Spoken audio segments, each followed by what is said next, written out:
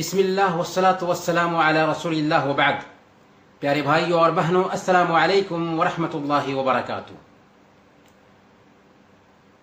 حضرت معاویہ بن ابی سفیان رضی اللہ تعالی عنہ سے روایت ہے،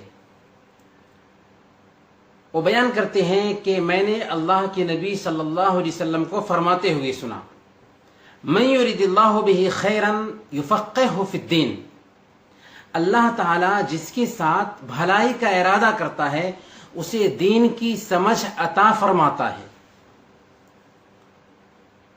یہ روایت صحیح بخاری اور مسلم کی ہے۔ اس حدیث میں اللہ کے نبی صلی اللہ علیہ وسلم بیان فرماتے ہیں کہ اگر کسی انسان کے ساتھ اللہ رب العالمین بھلائی کا معاملہ کرنا چاہتا ہے تو اسے کیا دیتا ہے؟ دنیا نہیں دیتا، بلکہ دین کی سمجھ عنایت فرماتا ہے۔ کسی انسان کو اللہ رب العالمین دین کی سمجھ عطا فرما رہا ہے تو سمجھ لو کہ اللہ رب العالمین اس کے ساتھ بھلائی کا معاملہ فرما رہا۔ اسی لیے شیخ الاسلام ابن تیمیہ رحمۃ اللہ علیہ بیان فرماتے ہیں، اذا اراد اللہ بعبدہ الخیر لا بد ان یفقہہ فی الدین فمن لم یفقہہ فی الدین لم یرد اللہ بہ خیرا، کہ اگر اللہ رب العالمین کسی بندے کے ساتھ بھلائی کا معاملہ کرنا چاہتا ہے تو ضروری ہے کہ اس کو اللہ رب العالمین دین کی سمجھ عطا فرمائے۔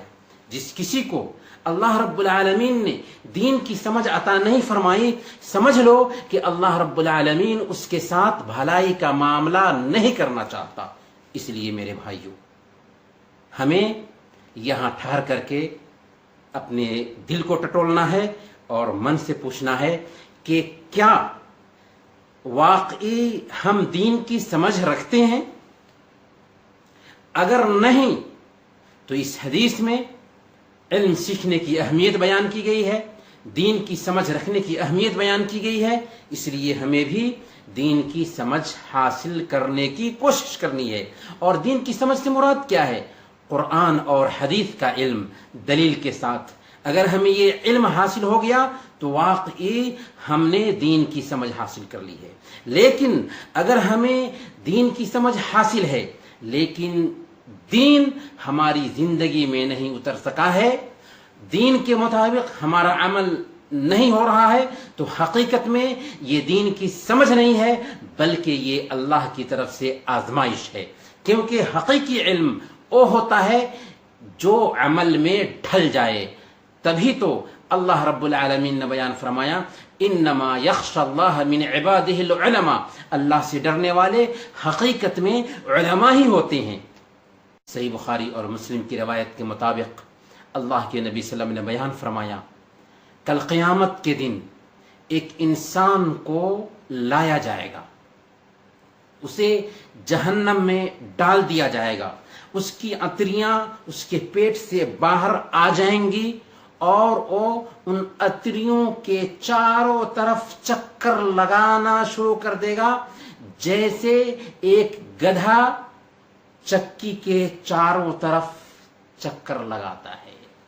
جہنمی اس کے چاروں طرف سے آ جائیں گے اور اس سے پوچھنے لگیں گے کہ ارے تمہاری یہ حالت کیوں ہے؟ کیا تم ہمیں اچھائی کا حکم نہیں دیتے تھے اور برائی سے نہیں روکتے تھے؟ آخر تم اس کیفیت سے کیوں دوچار ہو؟ وہ کہے گا کہ ہاں، میں تمہیں اچھائی کا حکم دیتا تھا پر اسے برتتا نہیں تھا، برائی سے تو تم کو روکتا تھا لیکن اس میں مبتلا رہتا تھا۔ دیکھا، علم حقیقت میں وہ ہے جو عمل میں ڈھل جائے۔